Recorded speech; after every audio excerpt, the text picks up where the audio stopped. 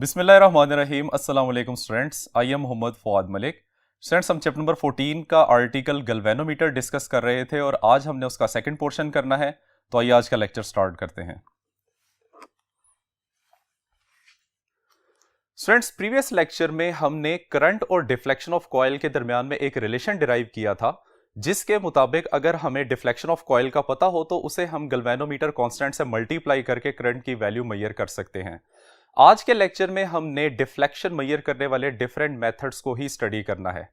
लेकिन students, method study करने से पहले एक बात हमारे जहन में होनी चाहिए कि एंगुलर मोशन को मेजर करना लीनियर मोशन को मेजर करने से ज्यादा मुश्किल होता है। तो यहां पे हम डिफ्लेक्शन को लीनियर क्वांटिटीज की फॉर्म में मेजर करने की कोशिश करेंगे। स्टूडेंट्स, सबसे पहला मेथड है that is lamp and scale arrangement. Number 1, lamp and scale arrangement.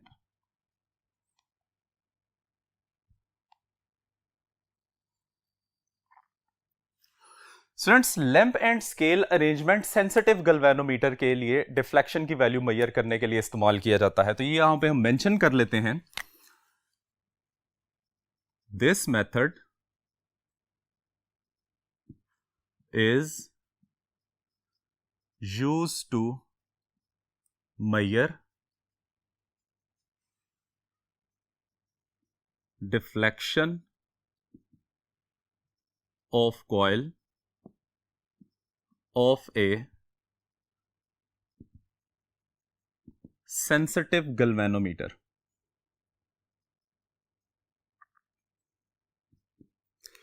अब स्टूडेंट, सेंसिटिव गैल्वेनोमीटर क्या होता है? सेंसिटिव गैल्वेनोमीटर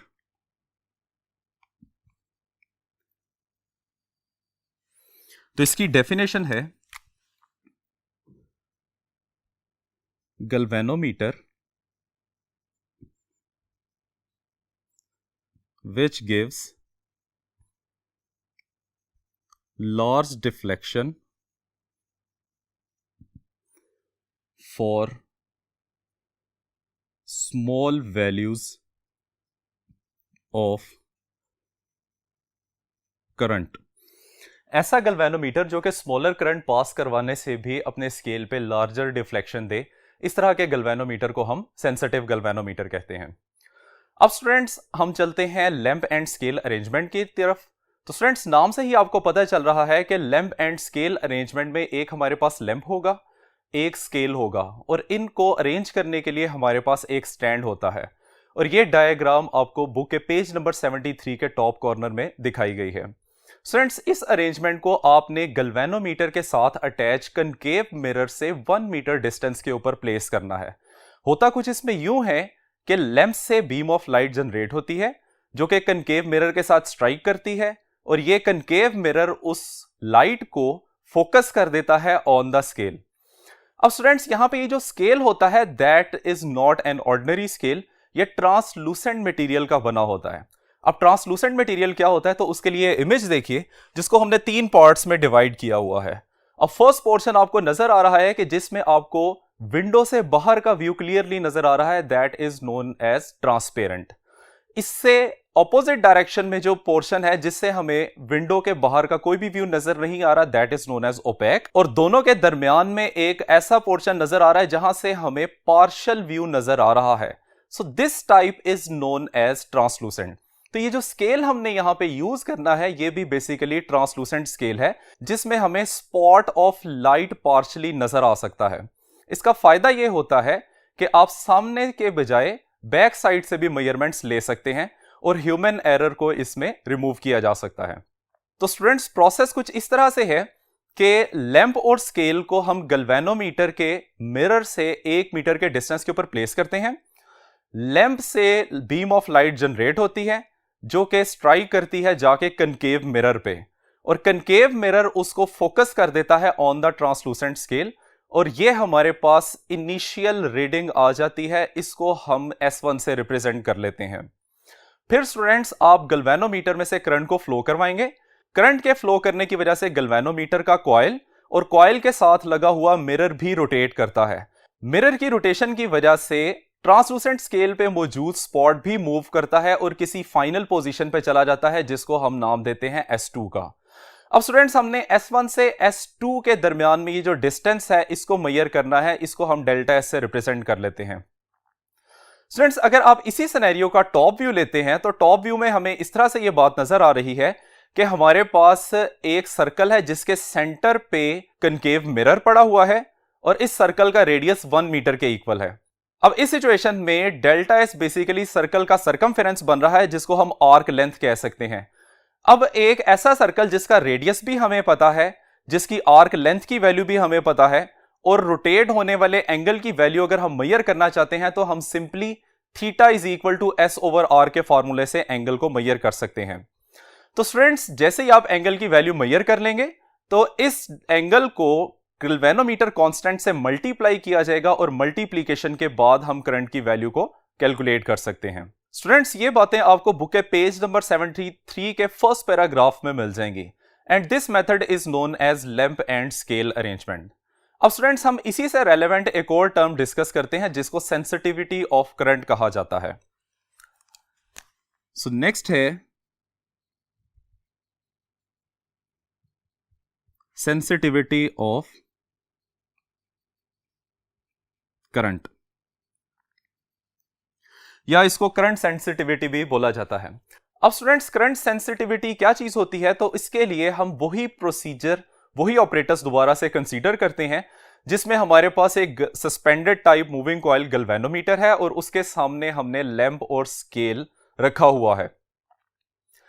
स्टूडेंट्स, सपोज कर लें कि हम इसमें माइक्रो एम्पियर करंट फ्लो करवाते हैं। स्टूडेंट्स, यहां पे हमने उस करंट की वैल्यू मेजर करनी है जो कि ट्रांसलूसेंट स्केल पे स्पॉट को 1 मिलीमीटर डिस्टेंस ट्रेवल करवा दे। तो स्टूडेंट्स, ये हमारे पास इनिशियल सिचुएशन है। अब हम गैल्वेनोमीटर में से करंट को फ्लो करवाते हैं जिसकी स्ट्रेंथ माइक्रो एम्पियर्स में होनी चाहिए। हमने करंट को इतना इंक्रीज करना है कि spot of light on the translucent scale 1 millimetre distance travel कर ले। सपोज करते हैं कि यहां पे 1 मिलीमीटर डिस्टेंस ट्रेवल करने के लिए जो करंट फ्लो हमने करवाया है दैट इज 0.4 माइक्रो एम्पियर। अब स्टूडेंट्स, अब हम गैल्वेनोमीटर को एक दूसरे गैल्वेनोमीटर से रिप्लेस कर देते हैं और उसके लिए भी हमने 1 मिलीमीटर का डिफ्लेक्शन प्रोड्यूस करवाने के लिए फ्लो करने वाले करंट को मेजर करना है। तो स्टूडेंट्स, इसमें भी इनिशियल कंडीशन हमारे पास आपको नजर आ रही है। हम गैल्वेनोमीटर में से करंट फ्लो करवाते हैं और करंट की स्ट्रेंथ माइक्रो एम्पियर्स में होनी चाहिए। अब जैसे ही करंट की क्वांटिटी आप इंक्रीज करते जाएंगे और डिफ्लेक्शन की वैल्यू जैसे ही 1 मिलीमीटर होती है तो इस सिचुएशन में हम करंट को मेजर करेंगे और सपोज कर लें कि इसकी वैल्यू 0.6 माइक्रो एम्पियर है। अब स्टूडेंट्स, इन दोनों में से कौन सा गैल्वेनोमीटर ज्यादा सेंसिटिव है, तो वो गैल्वेनोमीटर जो कि स्मॉलर करंट पे सेम डिफ्लेक्शन दे रहा हो, इसको हम ज्यादा सेंसिटिव कंसीडर करते हैं। और करंट सेंसिटिविटी को किस तरह से डिफाइन किया जाता है, तो इसमें एक बात आपने जहन में रखनी है कि deflection on the translucent scale 1 millimetre होना चाहिए। लैंप स्केल अरेंजमेंट और गैल्वेनोमीटर के मिरर के दरमियान में डिस्टेंस 1 मीटर के इक्वल होना चाहिए और जो आप गैल्वेनोमीटर से करंट फ्लो करवा रहे हैं वो माइक्रो एम्पियर्स में होनी चाहिए। तो इसकी डेफिनेशन कुछ इस तरह से बन जाएगी कि the amount of current required to produce a deflection of 1 millimetre on the translucent scale which is placed at 1 meter away from the mirror of the galvanometer. This is the definition of sensitivity of current और current sensitivity, जो कि page number 73 के third paragraph के last में आपको मिल जाएगी। अब students, ये डेफिनेशन हम यहां पे लिखते हैं,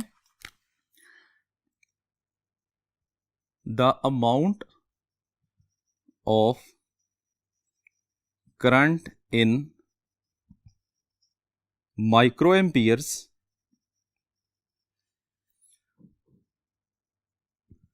required to produce a deflection of 1 millimeter on a scale placed at 1 meter distance from the mirror of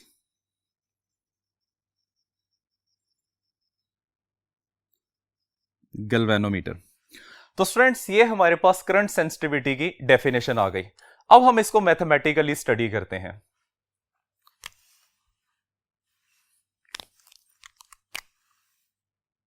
mathematically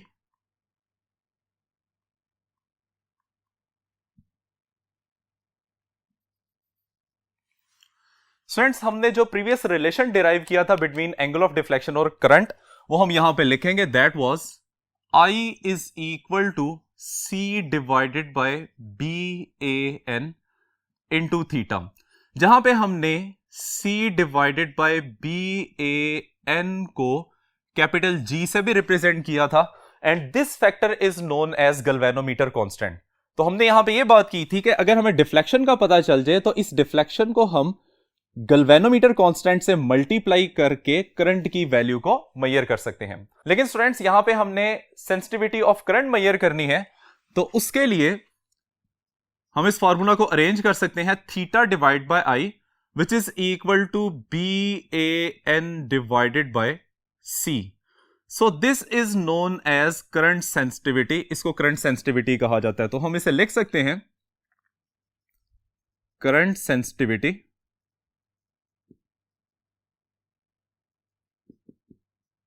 that is equal to theta divided by I से इसे रिप्रेजेंट किया जाता है, and this is equal to BAN divided by C। अब students, हम यहां पे देखते हैं कि सेंसिटिविटी ऑफ करंट ज्यादा हो तो गैल्वेनोमीटर कैसा होता है, सेंसिटिविटी ऑफ करंट कम हो तो गैल्वेनोमीटर कैसा होता है। तो students, if BAN divided by C is large, then galvanometer is highly sensitive। और सेंसिटिव होने का क्या मतलब है कि it will gives large reflection correspond to the smaller currents. और अगर वो कहता है कि BAN divided by C small है, then galvanometer is not sensitive.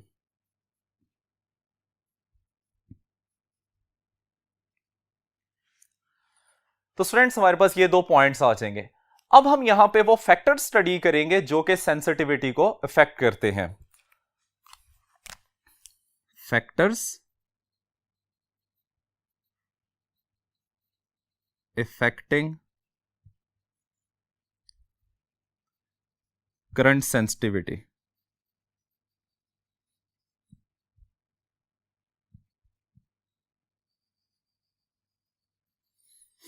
तो स्टूडेंट्स, करंट सेंसिटिविटी का ही फॉर्मूला हम इसमें लिखते हैं, which is theta divided by I that is equal to BAN divided by C।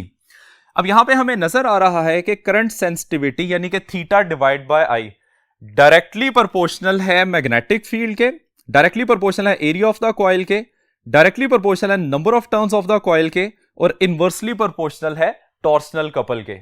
हमने यहां पे ये देखना है कि सेंसिटिविटी को किस तरह से इंक्रीज किया जा सकता है। तो स्टूडेंट्स, उसमें सबसे पहले देखिए, theta divided by I which is the current sensitivity that is directly proportional to 1 torsional couple, यानी कि सेंसिटिविटी का टॉर्सनल कपल के साथ इनवर्स रिलेशन है। स्टूडेंट्स, टॉर्सनल कपल को हमने प्रीवियस लेक्चर में डिफाइन किया था कि it is the couple for the unit twist. अगर हम यहां पे C की वैल्यू को कम करते हैं तो करंट सेंसिटिविटी को इंक्रीज किया जा सकता है। अब C की वैल्यू को हम किस तरह से डिक्रीज कर सकते हैं? जो वायर आपने कॉइल को सस्पेंड करने के लिए यूज की है उसके डायामीटर को कम करके और उसकी लेंथ को बढ़ा के हम C की वैल्यू को कम कर सकते हैं।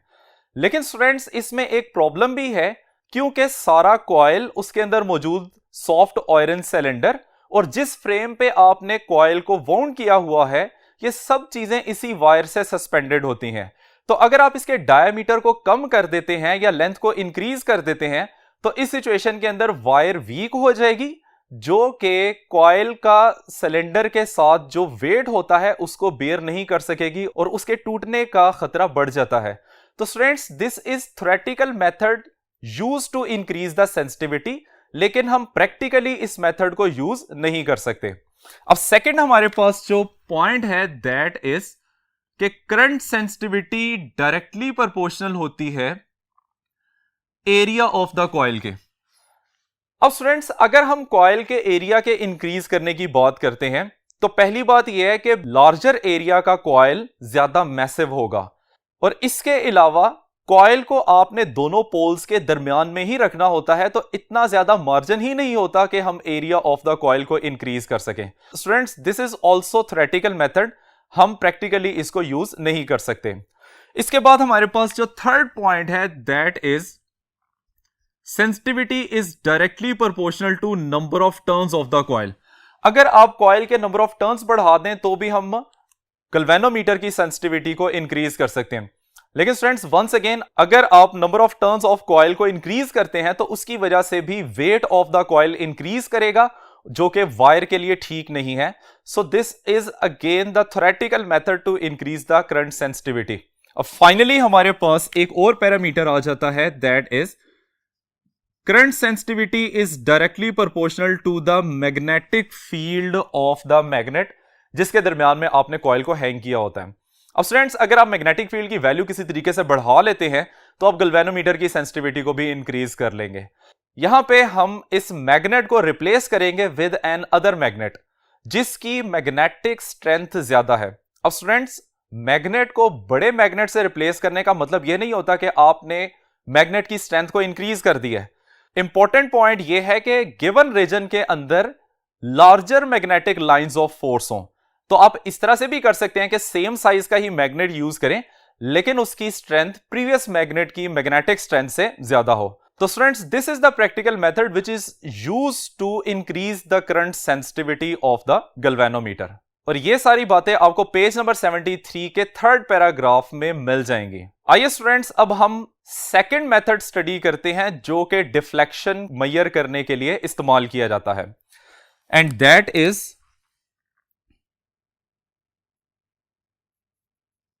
method 2, which is used for pivoted type galvanometers।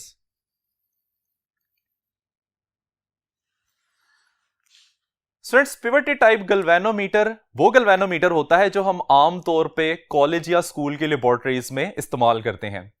इसमें कॉइल को किसी वायर से सस्पेंड नहीं किया जाता, इसमें कॉइल को दो ज्यूल्ड बेरिंग्स के दरमियान में पिवट किया जाता है। इसी वजह से इसको हम पिवटेड टाइप गैल्वेनोमीटर का नाम देते हैं। इसकी डायग्राम बुक के पेज नंबर 73 की साइड इंफॉर्मेशन में बनी हुई है। अब आइए हम देखते हैं कि इसको कंस्ट्रक्ट किस तरह से किया जाता है। तो स्टूडेंट्स, इसमें एक हॉर्सशू मैग्नेट होता है जिसके पोल्स पे हम concave shaped soft iron pieces attach करते हैं ताकि मैग्नेटिक फील्ड की स्ट्रेंथ को इंक्रीज किया जा सके। दोनों पोल्स के दरमियान में उसी तरीके से एक सॉफ्ट आयरन सिलेंडर होगा। Soft iron cylinder magnetic field की स्ट्रेंथ को बढ़ाने, मैग्नेटिक फील्ड को रेडियल बनाने और टॉर्क जो कि करंट के फ्लो करने की वजह से प्रोड्यूस होता है उसको ओरिएंटेशन ऑफ कॉइल से इंडिपेंडेंट करने के लिए इस्तेमाल किया जाता है, ताकि किसी भी ओरिएंटेशन के ऊपर जो टॉर्क करंट की वजह से जनरेट हो रहा है वो एंगल पे डिपेंड ना करे।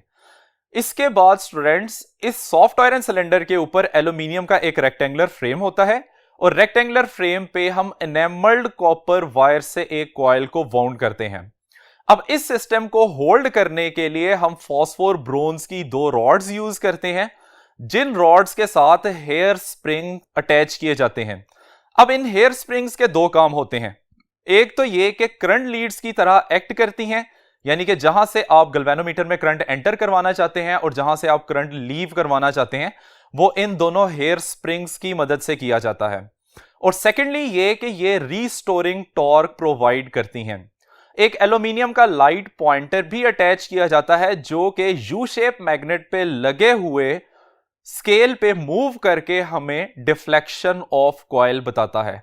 और फाइनली स्टूडेंट्स, एंड पे ये सारा सिस्टम पिवट किया होता है विद द ज्यूल्ड बेरिंग। ये जो आपके सामने पोर्शन नजर आ रहा है, this is known as jewelled bearing. और ये jewelled bearing non insulating material के साथ अटैच होता है ताकि कॉइल को मैग्नेट से सेपरेट किया जा सके। अब स्टूडेंट्स, प्रोसेस इसमें इस तरह से होता है कि करंट आप फ्लो करवाएंगे और फ्लो ऑफ करंट की वजह से कॉइल डिफ्लेक्ट करेगा। अब कॉइल जब डिफ्लेक्ट करेगा तो उसके साथ अटैच्ड एल्यूमिनियम का पॉइंटर स्केल पे मूव करना शुरू कर देता है, जिसकी वजह से हम डिफ्लेक्शन को मेजर कर सकते हैं।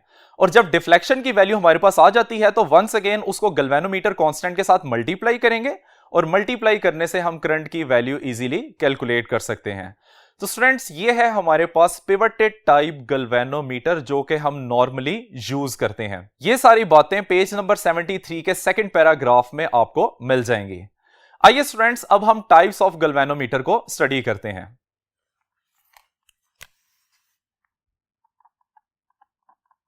Types of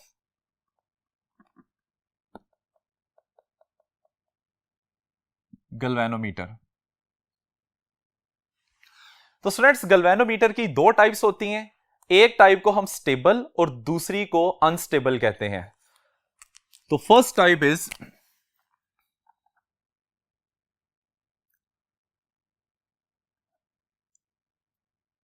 unstable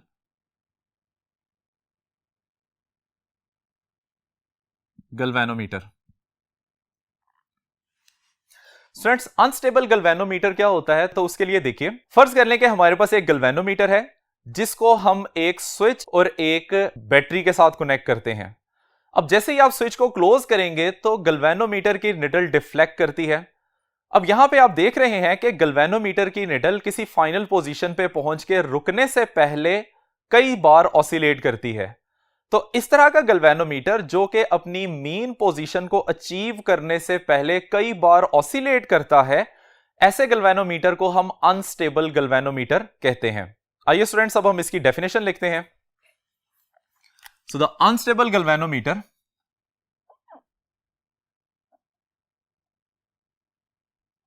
if the needle of galvanometer oscillates many times before coming to rest when current is established or stopped from it. So this type of galvanometer is known as unstable galvanometer. और student, अब हम stable galvanometer की definition लिखते हैं। Number 2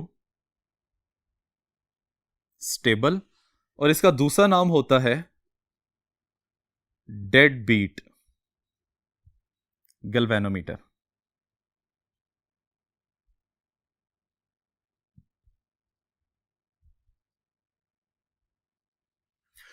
student, stable या dead beat galvanometer क्या होता है? तो उसके लिए दोबारा से देखिए कि हमारे पास एक गैल्वेनोमीटर है, एक स्विच है और साथ में एक बैटरी है। जैसे ही आप स्विच को क्लोज करेंगे तो गैल्वेनोमीटर की निडल मूव करके अपनी फाइनल पोजीशन पे जाके रुक जाती है। यहां पे आप देख सकते हैं कि गैल्वेनोमीटर की निडल ने रुकने से पहले किसी किस्म की ऑसिलेशन नहीं की। तो वो गैल्वेनोमीटर जिसकी निडल ऑसिलेट नहीं करती उसको हम स्टेबल या डेड बीट गैल्वेनोमीटर कहते हैं। तो इसकी डेफिनेशन कुछ इस तरह से बन जाएगी।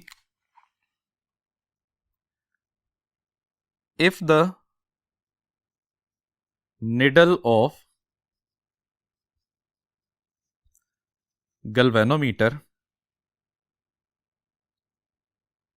does not oscillate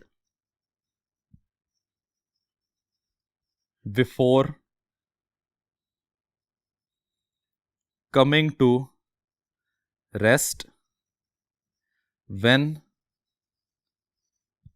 current is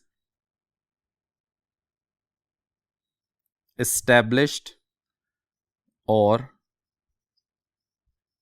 stopped from it is called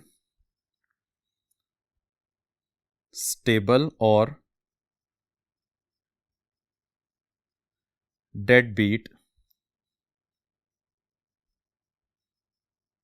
galvanometer. तो स्टूडेंट्स, ये है हमारा आज का लेक्चर। उम्मीद करते हैं कि आपको समझ आ गया होगा। इजाजत चाहते हैं। अल्लाह हाफिज।